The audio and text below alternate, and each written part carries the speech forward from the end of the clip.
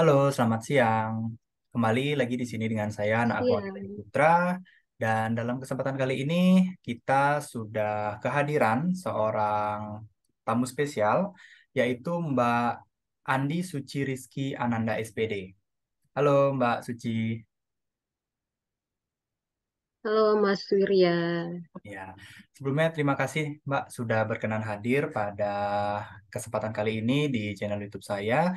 Dan untuk topik kita siang ini yaitu, nah ini kelihatan ya. Jadi obrolan siang bersama awardee BPI ya Mbak ya, Program Magister di Universitas Negeri Yogyakarta. Iya, Nah, untuk suara saya sebelumnya kedengaran dengan jelas ya Mbak ya?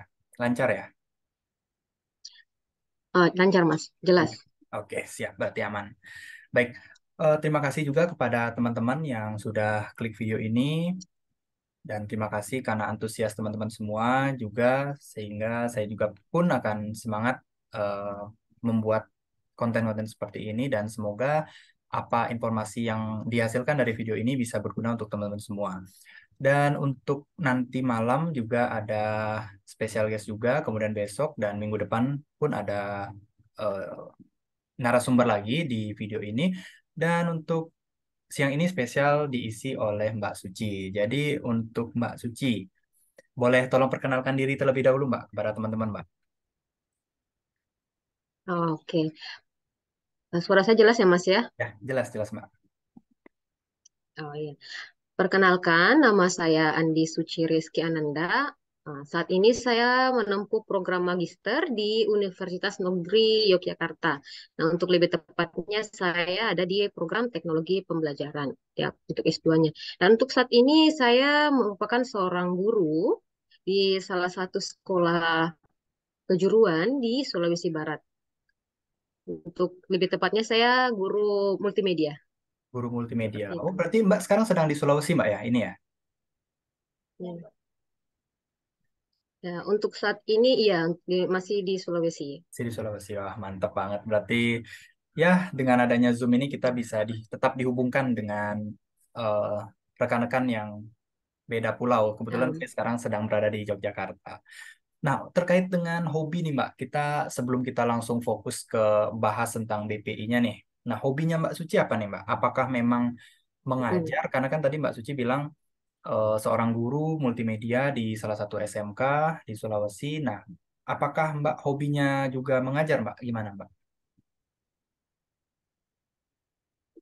Oke, untuk hobi saya sendiri ini ada kaitannya ya dengan jurusan yang saya ajarkan.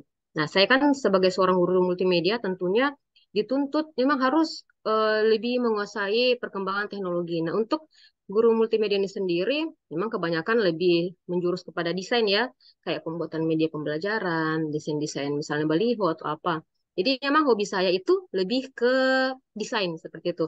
Misalnya membuat poster atau mungkin membuat media pembelajaran interaktif dan juga saya suka dengan fotografi.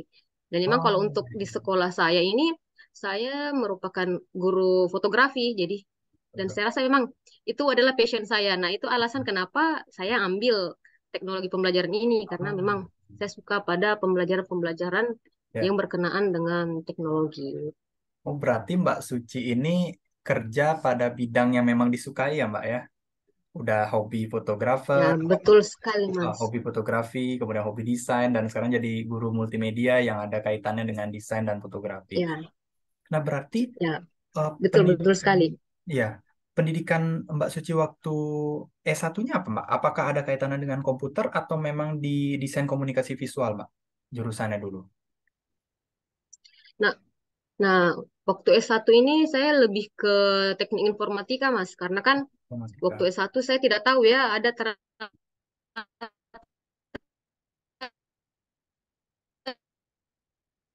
jurusan informatika. Bukan bukan merasa salah jalan sih, cuman merasa seharusnya lebih tepatnya saya ngambil DKV. Namun Ya, dan benar. menurut saya tidak ada salahnya saya mengambil informatika karena memang informatika kan itu termasuk tiangnya lah untuk Ya, jurusan saya. Jadi saya betul. merasa cocok-cocok saja. Oh iya iya. Nah berarti tadi saat Mbak Suci perkenalan itu sekarang sedang menempuh di S2 Teknologi Pembelajaran di UNY Jogja berarti Mbak ya. Tuh. Nah Betul sekali, Mas. Di sini mungkin bisa sharing ke teman-teman semua, Mbak. Mbak dulu masuknya tuh pakai jalur apa, Mbak? Waktu mau masuk ke Oh iya, baik. UNY-nya. Nah, untuk S2 ini saya sendiri, ya sebagai seorang guru, mungkin untuk gaji seorang guru ya, kita jujur-jujuran saja. Mungkin untuk biaya mandiri ini memang masih tidak mungkin atau masih kurang sanggup lah untuk saya lakukan. Jadi, saya kemarin mengambil jalur beasiswa.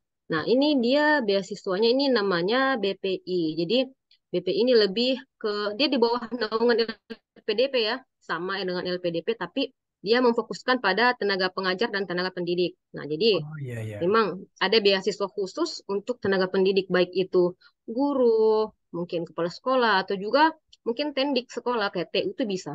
Seperti itu. Jangan ambil jalur BPI, Beasiswa Pendidikan Indonesia. Oh, nah menarik nih Mbak. Berarti BPI ini khusus untuk tenaga pengajar saja atau umum juga sebenarnya bisa, Mbak? Berarti memang untuk guru ya, untuk tenaga pengajar aja ya berarti ya BPI ini ya, Mbak ya, fokusnya ya.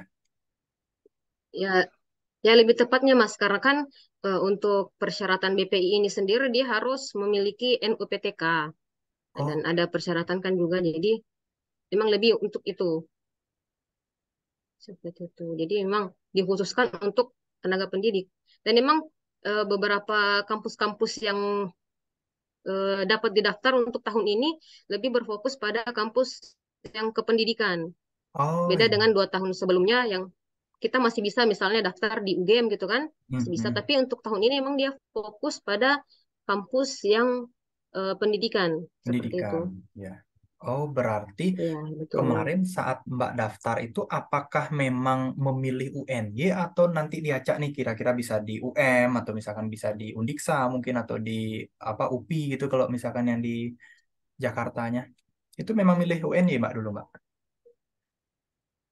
Nah, untuk BPI ini sendiri Mas, dia seperti kita harus punya LOA ya, jadi LOA itu ya. Nah, beda dengan LPDP. Nah, kalau LPDP kan kita boleh punya LOA dulu atau tidak punya LOA dulu nggak Ya. masalah. Nah, untuk BPI ini sendiri memang wajib punya LOA. Jadi memang pada dasarnya saya ini nembak UNY memang dari awal. Jadi Oh iya. setelah ada keterangan lulus dari UNY barulah saya daftar BPI ini. Jadi memang harus ada LOA Oh dari gitu. kampus tujuan. Berarti tetap harus ikut tes masuk magisternya dulu ya baru kita ngurus BPI-nya nanti Ya, gitu. Ah, menarik, ya, menarik, betul menarik. sekali Mas, betul-betul. Nah, berarti ini Mbak. Mbak kan tadi bilang berarti saya harus punya LOA-nya dulu dan Mbak juga pasti dong karena tadi sudah bilang menargetkan UNY. Nah, di sini nih saya sempat terpikirkan kenapa kok Mbak bisa milih UNY gitu. Kira-kira apa yang Mbak pikirkan nanti kok pingin banget di UNY apakah karena dia ada di Jogja atau gimana? Kira-kira gimana, Mbak? Ah, nah, alasan saya ini kenapa milih UN-nya ya tentu saja ya pertama kan di Jogja ya. Di Jogja kan seperti yang kita ketahui dia kota pendidikan. Saya juga ingin merasakan Betul. gimana sih belajar di kota pendidikan seperti di Jogja. Terus ya pokoknya saya merasa nyaman lah. Terus untuk jurusannya emang juga ada. Ada sih sebenarnya di Jakarta, tapi menurut saya lebih lebih merasa cocok saja di Oh, Jogja Jogja. dibandingkan Oh, di ada jurusan Jakarta. Iya, seperti itu. oh gitu. Nggih, nggih. Nah, terkait dengan jurusan ini, Mbak, jurusan di Magister yang Mbak tempuh ini di S2 Teknologi Pembelajaran. Kok bisa Mbak terpikirkan mau ngambil teknologi pembelajaran? Itu kira-kira menurut Mbak nanti impact ke depannya itu apa, Mbak? Apakah mungkin Mbak sudah punya eh, apa? Mungkin ada ramalan atau misalkan udah ngelihat nih kira-kira teknologi pembelajaran ini nanti masa depannya lebih cemerlang gitu ketimbang misalnya saya ngambil jurusan lain gimana, Mbak? Kalau Mbak Suci alasannya itu kemarin. Yang alasan saya itu ada ya beberapa Mas. Saya untuk alasan pertama ya memang ini ada kaitannya kan dengan jurusan saya sebelumnya yaitu informatika. Nah, Ya, alasan keduanya ini dia berkaitan dengan bidang multimedia yang saya ajar. ya, Saya sudah, nah memang saya sebelum mendaftar di UNY ini saya ngelihat dulu kurikulumnya apa-apa aja dipelajari di jurusan teknologi pembelajaran ini. Jadi saya cocokkan dengan ini cocok tidak dengan materi-materi yang nantinya akan saya ajarkan di SMK kejuruan khususnya pada jurusan multimedia ya. atau biasa sekarang namanya desain komunikasi visual. Oh iya, iya. Jadi dia memang untuk impact ke depannya saya rasa memang dia sangat sinkron ya dengan Ya. eh, apa pekerjaan saya saat ini, profesi saya sebagai guru program studi multimedia. Jadi emang apalagi sekarang seperti yang kita ketahui eh, pembelajaran itu banyak teknologinya. Jadi Benar-benar. kita sebagai guru tidak boleh ketinggalan lah istilahnya dengan teknologi-teknologi masa kini. Berarti menarik berarti ini Mbak. Berarti secara tidak langsung juga Mbak Suci sharing kepada teman-teman kalau mau lanjut S2 itu jangan hanya ngelihat nama jurusannya aja berarti Mbak ya. Melainkan kita harus lihat kurikulumnya, kemudian nanti di sana itu Seperti itu. kayak gimana proses perkuliahannya gitu berarti Mbak ya. Juga ya. Iya, betul sekali. Ya, baik. Nah, terkait dengan motivasi lanjut S2 nih Mbak. Tadi kan Mbak sudah cerita nih waktu masuk ke UNY-nya pakai jalur beasiswa BPI, kemudian milih teknologi pembelajaran. Nah, sekarang ini, kalau secara umumnya Mbak motivasi lanjut S2 itu apa Mbak? Nah, motivasi saya S2 itu banyak, Mas. Kan banyak yang bilang sih sebenarnya kenapa harus lanjut S2 kan kalau cuma mau belajar ini bisa ikut pelatihan gitu kan. Ya, Bilang betul. kan ada juga pelatihan guru-guru. Nah, bedanya pelatihan dengan kalau kita ikut S2 ya, kalau S2 pasti berkelanjutan. Benar. Misalnya di semester 1 kita belajar tentang desain ini. Nanti semester 2 ini berkelanjutan dia, Mas. Jadi kita nggak berhenti. Beda kan dengan pelatihan atau workshop yang paling paling lama lah sebulan 2 bulan. Nah kan kalau kita lanjut S2 itu kita memang mempelajari ya dari yang seharusnya dari awal. Beda dengan pelatihan yang bisa saja nanti tiba-tiba udah ada materi keduanya, padahal materi satu yang kita belum ikuti. Ini beda. Nah, terus Oh, ya seperti kita ketahui di saat ini sebagai seorang guru memang ilmu kita itu harus lah lebih baik lagi. Dan menurut saya dengan melanjutkan pendidikan saya di jenjang S2, saya bisa mendapatkan ilmu-ilmu baru, ya. khususnya mengenai teknologi pembelajaran. Nantinya ini akan saya sharing ke misalnya rekan sejawat saya di multimedia khususnya, dan juga pada peserta didik yang akan saya ajarkan, yang akan saya dapatkan dari Universitas Negeri Yogyakarta ini. Berarti jurusan yang sedang Mbak tempuh di UNY ini nanti ada relevansinya dengan multimedia berarti Mbak ya, yang akan ya memungkinkan Mbak untuk sharing ke siswa-siswa didik berarti nanti Mbak ya. Ya, sangat sangat berkaitan Mas. Memang apalagi pelajaran-pelajarannya ya, memang mata kuliahnya ini memang dia sangat sinkron dengan yang saya ajarkan sekarang di multimedia. Multimedia, ya. Nah, tadi kan kita udah bahas seputar UNY-nya nih Mbak, UNY jurusan, kemudian juga motivasi, mau lanjut S2-nya apa. Mhm. Sekarang kita mungkin fokus ke BPI-nya Mbak. Tadi kan Mbak sudah jelaskan secara singkat itu tadi BPI itu apa yang bisa masuk itu jadi dari lebih diutamakan tenaga pendidik gitu berarti Mbak ya ketimbang kalau LPDP kan kalau nggak salah yang saya tahu lebih ke umum gitu ya. Kalau boleh jadi siapapun boleh coba daftar. Kalau BP ini lebih ke tenaga pengajar. Nah, boleh tolong Ya. diceritakan Mbak terkait dengan pengalaman Mbak dapetin beasiswa BPI dulu dan kira-kira proses yang Mbak lalui apa? Terkait juga dengan Mbak tahu infonya itu di mana sih untuk beasiswa BPI ini? Mungkin bisa di-sharing kepada teman-teman. Siapa tahu ada juga yang nonton nanti ini mungkin seorang guru yang mungkin bahkan baru tahu, oh ternyata ada ya namanya beasiswa BPI ya itu. Kayak gitu. Ini beasiswa BPI ini apakah negara atau beasiswa apa, Mbak? Baik, saya sharing sedikit ya. Kita Ya, mulai dari kenapa saya bisa kenal BPI. Nah, ya, BPI ini kan dia di bawah naungannya LPDP. Waktu itu saya buka-buka lah situsnya LPDP. Terus ya, saya lihat loh, kok ada ini BPI ini kan. ya, Terus saya baca lah di situ. Oh, ini ternyata ada panduan-panduan kan, apa tentang BPI itu apa, terus ini program apa. Jadi saya baca-baca dulu. Oh, ternyata ini memang dia lebih ke tenaga pendidik. ya, Terus saya coba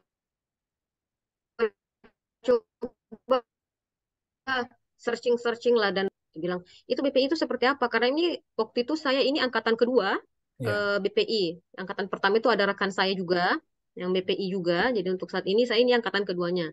Jadi saya bertanya kepada angkatan sebelumnya. Nah, untuk yang membedakan sih antara BPI dengan LPDP, ya kan kalau LPDP luarnya ini tidak wajib ya waktu ya, itu. Jadi bolehlah nanti setelah dinyatakan lulus LPDP baru cari LOA. Nah, sementara kalau untuk BPI ini dia hukumnya wajib. Jadi emang harus ada, harus diterima dulu. Nah, nah ini konsekuensinya kalau kita punya LOA kan ada beberapa kampus ini Mas, dia nggak menerima kalau kita nggak bayar duluan, nggak bayar di Oh, awal kan. iya Jadi iya iya. setelah dinyatakan lulus kita harus bayar, kan misalnya bayar uang kuliah. Mm. Nah, sementara spesialnya UNY ini dia ini nggak wajib Mas, dia bisa lah setelah kita lulus baru kita bayar. Nah, itu juga Ah, alasan kenapa saya milih UNY kemarin. Karena oh, kan bedanya dengan beberapa kampus.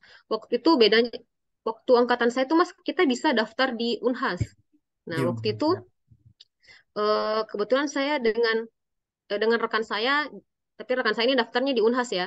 Mm. Tapi Unhas itu dia nggak boleh Mas, dia harus bayar di awal. Jadi kalau kita udah dinyatakan lulus, terus ada waktu pembayaran UKT, emang harus langsung bayar. Nah ini Oh, bedanya dia dengan UNY. Jadi UNY ini bisa. Jadi kita nggak kepikiran, misalnya ternyata udah bayar, terus ternyatanya nggak nyatakan lulus kan sama BPI. Ini ya, ini benar. salah satu dilemanya. Karena banyak kemarin rekan-rekan saya juga yang sudah bayar, ternyata tidak dinyatakan lulus BPI. Oh, Terus untuk tahapannya sebenarnya gampang sih Mas dibandingkan dengan LPDP ya. LPDP kan lebih ribet ya. Kalau mm. angkatan saya itu TOEFL udah nggak wajib. Nah, Oh, tapi udah untuk nggak pakai angkatan TOEFL berarti. sebelumnya TOEFL itu wajib. Tapi emang Oh, saya udah nggak pakai TOEFL. Tapi oke.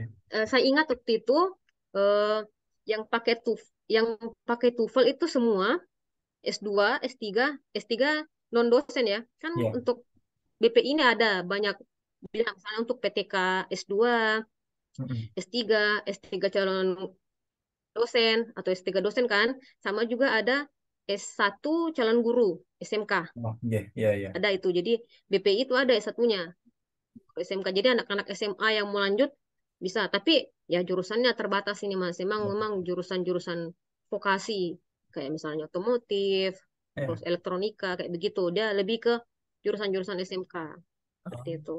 mm. Terus ya enaknya sih dia nggak pakai TOEFL. Ya, mungkin Ya. ya terbatasnya kan banyak kan yang terbatas di LPDP juga kemarin karena TOEFL ya. Mm-mm. Ya. Sekarang Ya. standarnya kan harus ada TOEFL. Sementara kalau di angkatan saya kemarin TOEFL ini nggak wajib sih sebenarnya. Oh, Tapi ya. kalau mau lanjut mau masukkan boleh. Ada kok ya formnya untuk masukin TOEFL, sertifikat TOEFL. Tapi kalau nggak ada nggak apa-apa. Nah Oh, ini. Tapi untuk tahun kemarin yang nggak wajib TOEFL justru dosen. oh, Dosennya nggak wajib TOEFL. ya. Yang wajib semua di luar dosen. Ah, Ya, kalau tahun saya kan masuk tahun 2022 ya. Untuk tahun 2021-nya ini dia semua wajib pakai TOEFL di luar yang dosen. ya. Nah, Betul. Nah, kembali lagi nih Mbak. hmm, Tadi Mbak bilang sempat ada temannya yang mendaftar di Unhas itu berarti Hasanuddin ya Mbak ya, Universitas Hasanuddin ya. ya, Nah, ya itu betul. eh, dia sudah bayar tapi ternyata nggak lolos di BPI. Berarti sistem BPI ini kita harus daftar dulu, nah maksudnya daftar di kampusnya dulu, kemudian nerima LOA, baru kita ngurus beasiswa. Berarti gitu tahapannya Mbak. Ya, betul. Memang harus punya Oh, LOA, harus ada. Nah, ini yang bikin si malakama kan. Nanti kita oh iya daftar ternyata benar nggak ya. lulus BPI, nanti kita bayar nggak lulus kan takutnya gitu. Makanya Iya, iya. banyak yang kemarin berpikir untuk daftar BPI ini. Oh, berarti saya kira nih awalnya ya udah ada pembukaan kuota BP ini untuk Hmm. guru-guru. Ya udah kita daftar, kemudian seleksi administrasi segala macam, baru nyari kampus. Kalau misalkan diterima di kampus, baru beasiswa BPI-nya jalan. Kalau nggak diterima ya udah berarti dikasih orang lain yang eh, Ya, menginginkan. Berarti nggak kayak gitu ya urutannya ya? enggak, enggak, Nggak. enggak begitu, Oh, Mas. iya iya. Oh, Hmm. berarti gini ya bener ya yang kayak Mbak Suci bilang tadi, kasihan yang memang benar-benar dia memang membutuhkan banget beasiswa ini, Udah bayar. udah bayar. Oh gitu. Mm-mm. Nah kalau ini Mbak kan, Seperti itu. Apalagi kalau yang S3. ya S3, benar-benar benar. Mm-mm. Nah kalau ini Mbak, tadi kan Mbak bilang kalau bagusnya di UNY itu dia bisa belum, maksudnya kalau belum bayar dulu masih tetap dinyatakan lulus nanti sambil nunggu pengurusan BPI-nya. Nah, misalkan nih Mbak, ada teman-teman yang daftar, misalkan kayak contoh di universitas lain selain di UNY yang kasusnya juga sama seperti temannya Mbak yang dia harus bayar UKT dulu, baru nanti dia daftar BPI. Nah, apakah di BPI ini memungkinkan, misalkan kita bayar dulu nih, misalkan berapa UKT-nya, misalkan anggaplah 10 juta. Mm, Nanti dinyatakan lulus BPI, baru BPI yang iya. balikin uang. Apakah seperti itu gininya, sistemnya di BPI? Atau Nah, ya udah untuk kalau pembayaran pertama emang kamu sendiri, ini gitu? untuk pembayaran pertama kita sendiri, Mas. Memang kita Oh, sendiri. iya. Kayak saya kemarin kan, yang memang sih di UN-nya kan nggak wajib kan, harus Ya. katakan dinyatakan lulus dulu, nggak wajib sih, Bu. Tapi waktu itu saya untuk pertama bayar, langsung bayar. Setelah dinyatakan lulus langsung bayar karena jangan sampai saya nggak ngejar kan pengumumannya BPI ini Mas terlalu telat. Kita biasanya udah aktif kuliah, pengumumannya belum keluar. Jadi ini yang bikin orang, "Duh, bayar nggak ya? Karena ini udah aktif kuliah loh. Jangan sampai nanti saya sudah aktif ternyata loanya nggak berlaku begitu." Oh, iya, iya, iya.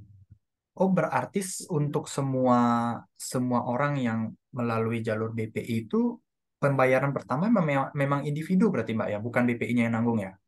Pembayaran Ya, selanjutnya baru BPI-nya.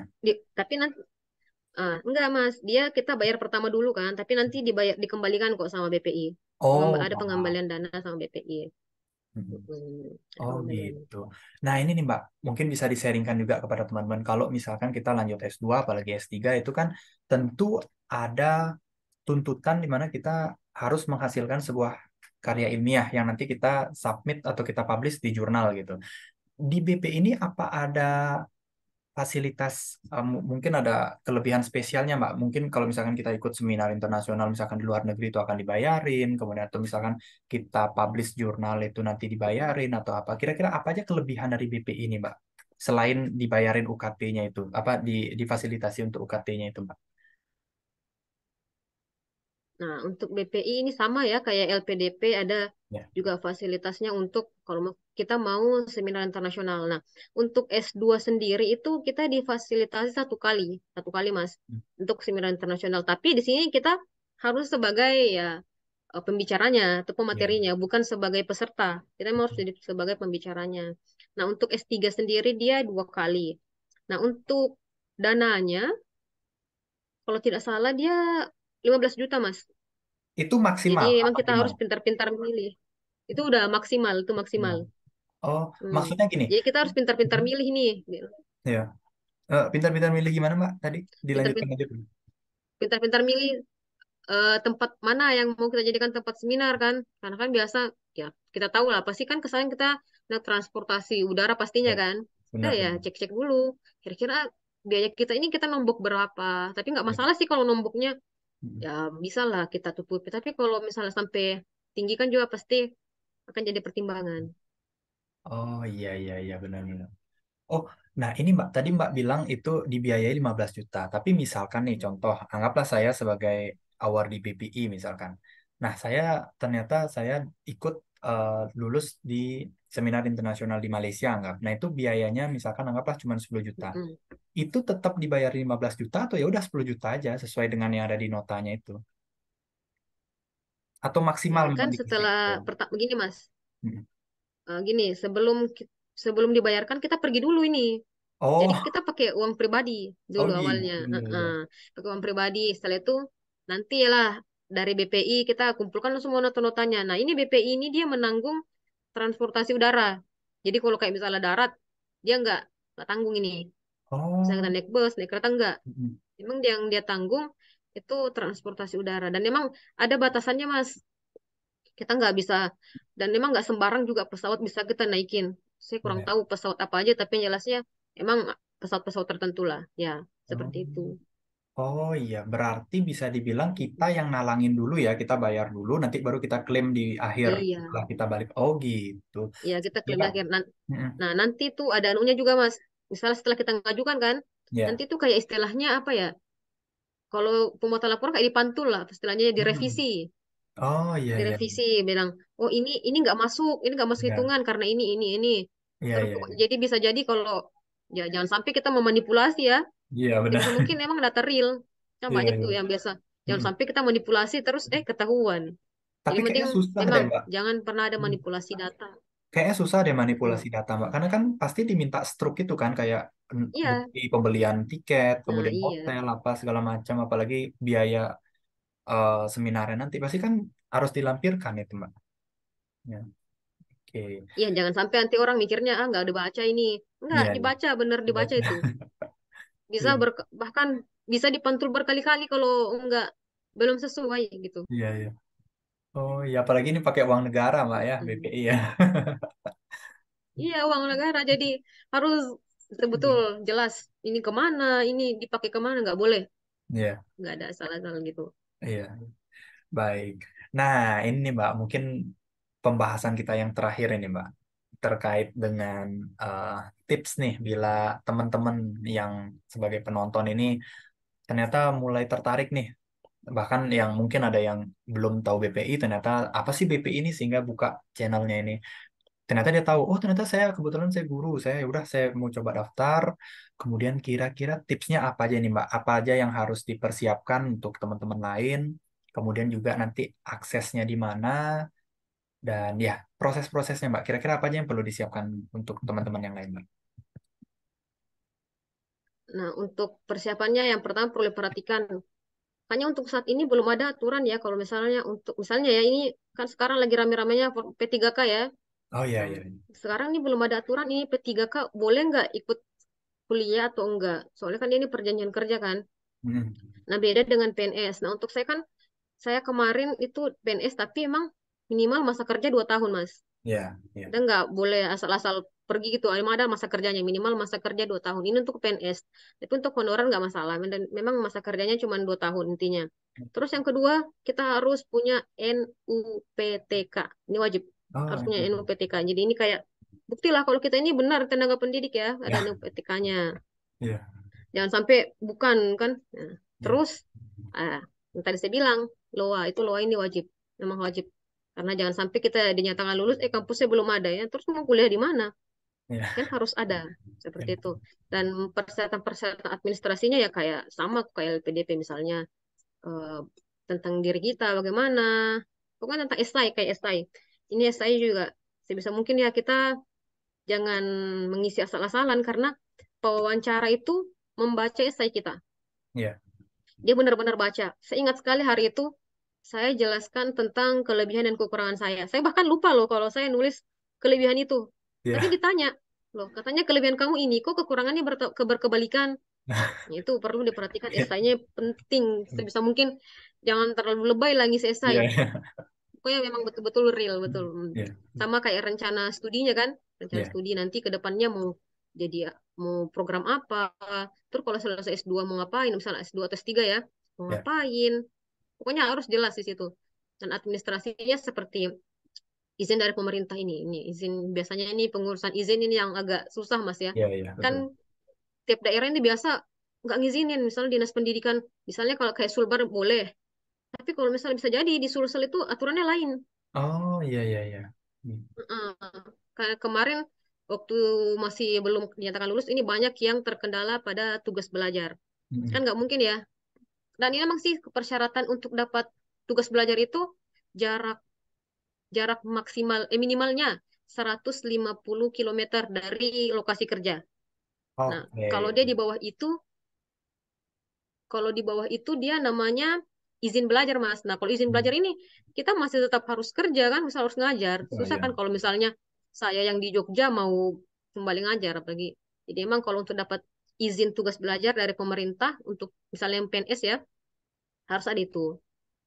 Dan juga pastinya ada izin dari sekolah ya. Iya. Kita harus cari guru pengganti yang kita, jangan sampai kita ninggalin sekolah, penggantinya nggak ada. Yang ngajar nanti siapa kan?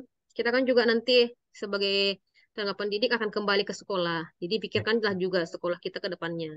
Oke. Seperti itu untuk administrasinya. Selebihnya nggak ada sih yang Hmm. repotnya. Paling cuma wawancara. Hmm. Wawancara aja sih ya. Dipermantap aja wawancaranya. Nah, kalau esainya tuh apa, Mbak? Apakah di apa namanya di buku panduan itu dibilang buat esai bebas atau ditentukan, Mbak? Ada topiknya, kemudian seputar apa? Itu esainya gimana, Mbak? Ya, esai kayak esai pada umumnya masih tentang diri kita kan. Hmm. Kita ini siapa, terus di mana kita bekerja, terus profesi kita apa, kelebihan kekurangan kita, terus apa motivasi kita ke depannya. Ya jelasnya esai itu intinya prestasi lah, Iya, iya. prestasi kita.